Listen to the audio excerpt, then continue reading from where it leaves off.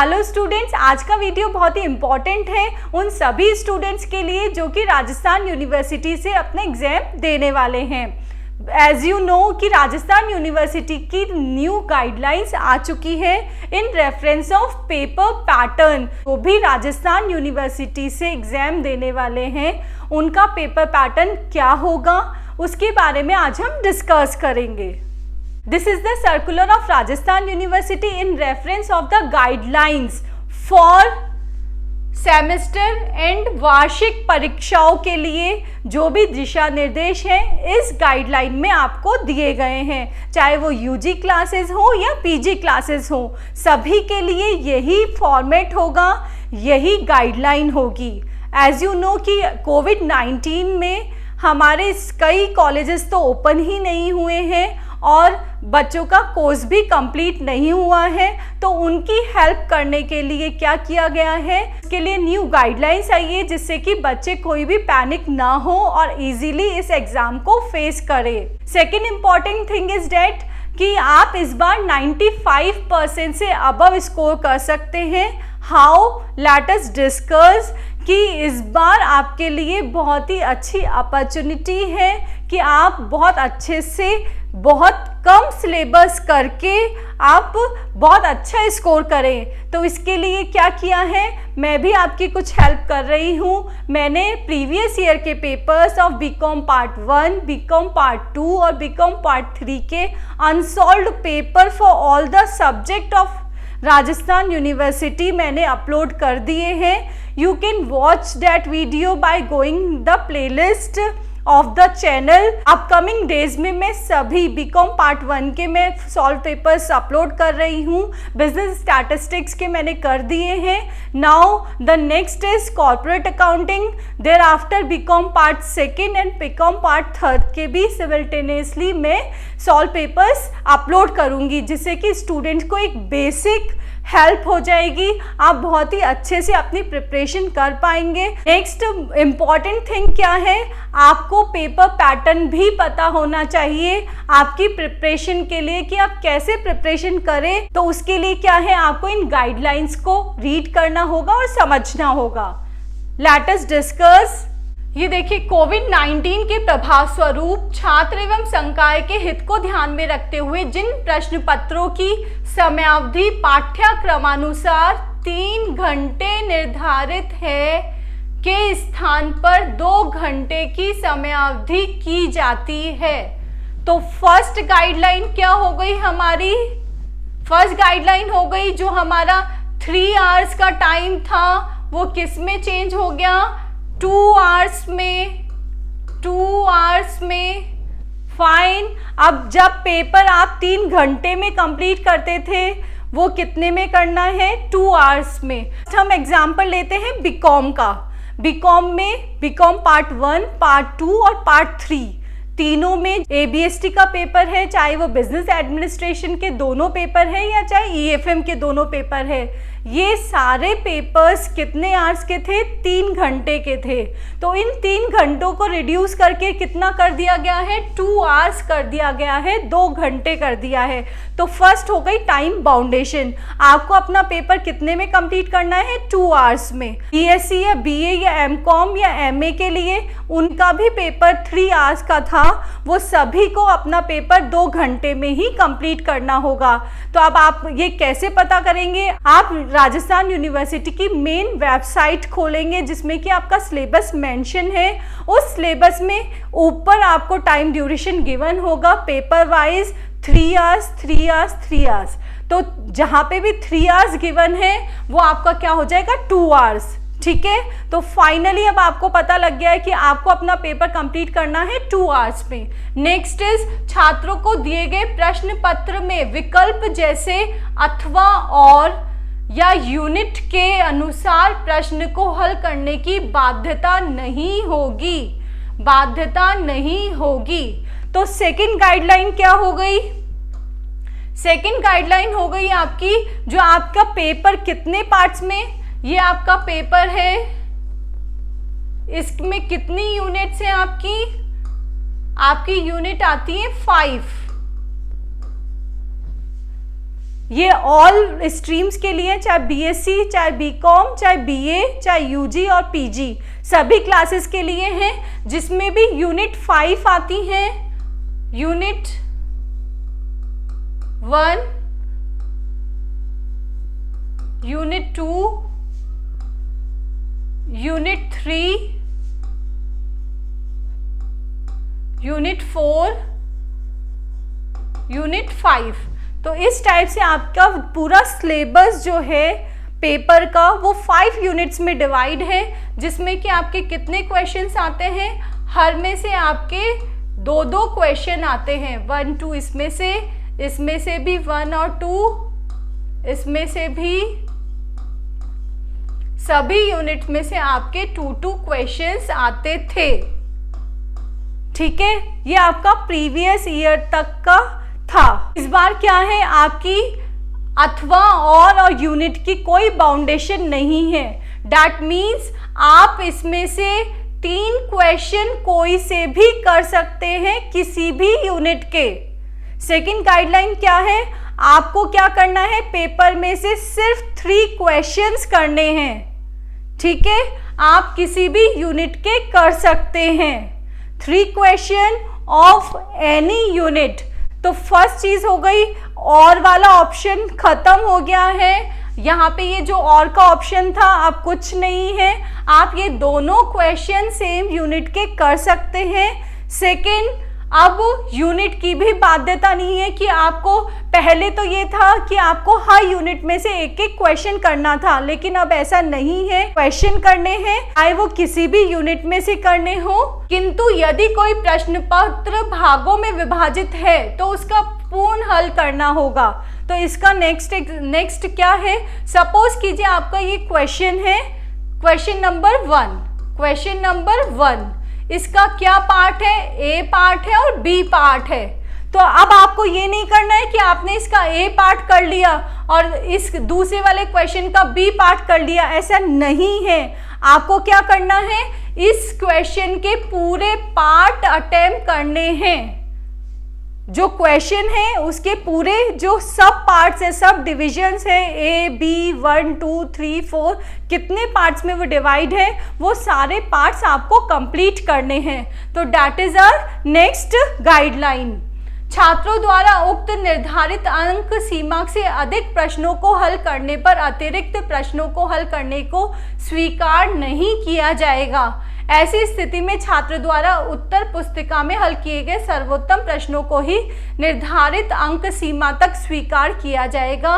परीक्षक द्वारा मूल्यांकित किए गए 60% प्रश्नों को अंकों को 100% अंकों में परिवर्तित करते हुए विश्वविद्यालय द्वारा परीक्षा का परिणाम घोषित किया जाएगा।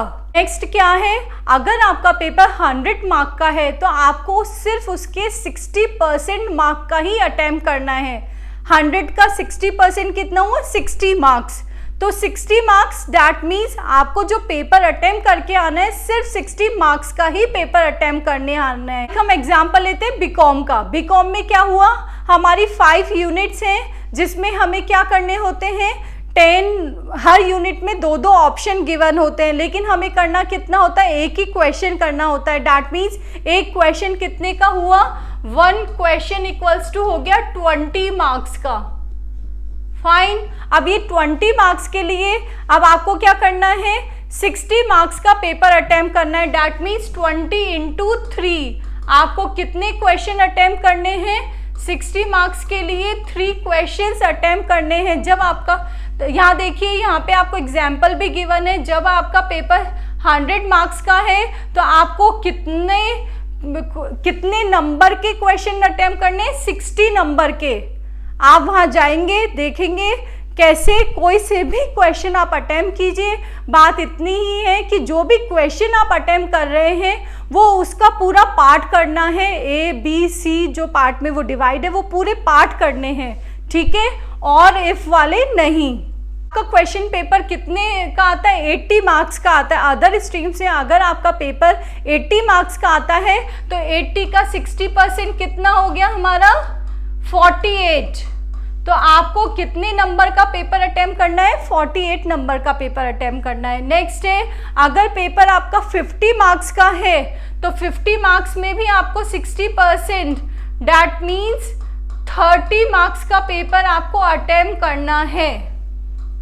तो अब आपको क्लियर है सभी स्ट्रीम के स्टूडेंट्स के लिए, जिसका पेपर जितने मार्क्स का आता है उसका आपको 60% देखना है, चाहे वो कितने ही मार्क्स का आता हो। 60% आपने देख लिया तो उसी 60% को आपको अटेम्प्ट करके आना है। पर हमने डिस्कस किया जिनके पेपर 3 आवर्स में होते थे, 3 घंटे के होते थे अब तक, लेकिन इस बार आपको क्या करना है, वो 2 घंटे में करना है। नेक्स्ट इज जिनके पेपर 1.5 या 2 घंटे से ऑलरेडी पहले से ही पेपर कितने आवर्स में होते थे, 1.5 या 2 घंटे के होते थे, तो उन प्रश्न पत्रों को छात्रा द्वारा हल करने की समयावधि भी 1.5 से 2 घंटे यथावत रहेगी एवं छात्रों को पूर्व वर्षों की भांति कुल पूर्णांक के अनुसार ही प्रश्नों को हल करना होगा।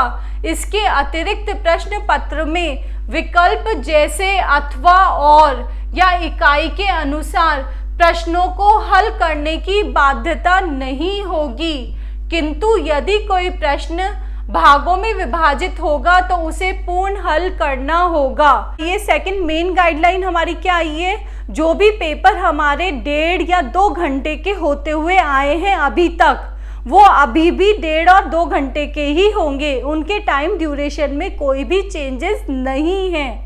फर्स्ट।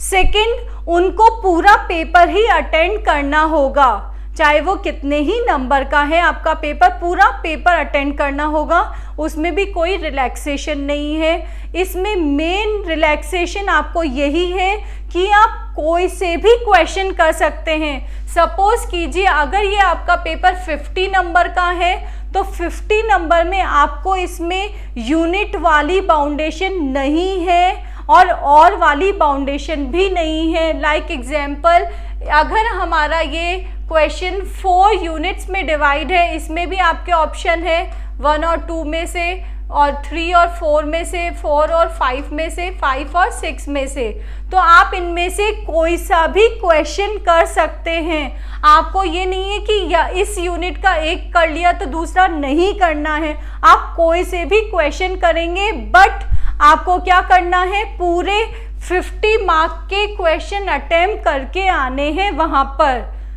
सेकेंड, वही बात जो कि पहले भी बताई है, अगर क्वेश्चन के सब पार्ट है, सब डिवीजन दिए गए हैं ABCD, उसको तो आपको कंप्लीट ही करके आना है, उसको आपको छोड़ना नहीं है। बात हो रही है सिर्फ और वाली और यूनिट वाली, जो अब आपके ऊपर बाउंडेशन नहीं है। एग्जाम्पल भी यहाँ दिया है, 1.5 से 2 घंटे के प्रश्न पत्रों की अधिकतम अंक सीमा 100, 80, 60, 50 एवं 40 निर्धारित है, तो उन प्रश्न पत्रों को पूर्ण हल करना है, पूरा आपको उसको सॉल्व करना है। उनके अंकों में कोई संशोधन नहीं किया गया है। जैसे ऊपर हमने बताया था कि 3 घंटे का जब 2 घंटे हो गया तो उसका क्या हुआ, मार्क्स का भी क्या हो गया, 60% ही करना था, लेकिन इसमें नहीं है, इसमें आपकी टाइम ड्यूरेशन कम नहीं हुई है, आपको सेम वही करना है। अगर 100 मार्क्स का पेपर है तो आपको 100 मार्क्स के ही क्वेश्चंस अटेंड करके आने हैं। रिलैक्सेशन सिर्फ किसका है, और का और यूनिट का, आप कोई से भी क्वेश्चन किसी भी यूनिट से कर सकते हैं। फर्स्ट, ये जो गाइडलाइंस है वो ऑल स्ट्रीम ऑफ स्टूडेंट्स के लिए हैं। अगर पिछले सालों में आपके पेपर का ड्यूरेशन 3 घंटे था तो अब आपको क्या करना है, वो सिर्फ 2 घंटे में कंप्लीट करना है। First guideline. सेकेंड, वो जो आपका पेपर 3 घंटे का पेपर कितने मार्क्स का है, अगर वो 100 मार्क्स का है, 80 मार्क्स का है, या 50 मार्क्स का है, या फिर 60 मार्क्स का है, उसका सिर्फ 60% आपको अटेंड करके आना है। इसका 60% कितना हो गया, 60, इसका 60% हो गया 48, इसका 60% हो गया 30। दैट मीन्स आपको सिर्फ जो 60% मार्क्स है उतने ही मार्क्स का पेपर अटेंड करके आना है। सेकेंड। थर्ड, जो भी आप पेपर अटेम्प्ट करेंगे उसमें एक क्वेश्चन आपने लिया, उसके 1, 2, 3 पार्ट अगर आपको गिवन है, और की बात नहीं हो रही, यहाँ पे सब डिवीजन की बात हो रही है, अगर उसके सब पॉइंट्स हैं तो आपको वो पूरा क्वेश्चन सॉल्व करना है। ये नहीं है कि आप उसमें से 2 कर लिया और एक छोड़ के आ गए, एक दूसरे का जो 4th क्वेश्चन है उसका ले लिया, ऐसा नहीं होगा। सेकंड अगर आप एक्स्ट्रा क्वेश्चन सॉल्व करके आते, सपोज कीजिए आपने 60 मार्क्स का तो कर दिया और सोचा कि ये क्वेश्चन मेरा सही नहीं हुआ है तो मैं एक और क्वेश्चन सॉल्व कर लेता हूँ, तो ऐसा नहीं है। आपके जो फर्स्ट वाले क्वेश्चंस हैं, फर्स्ट 3 क्वेश्चंस या फर्स्ट जो आपके 60% मार्क्स को कवर करेंगे उन्हें ही चेक किया जाएगा, अदर को नोटिस नहीं किया जाएगा।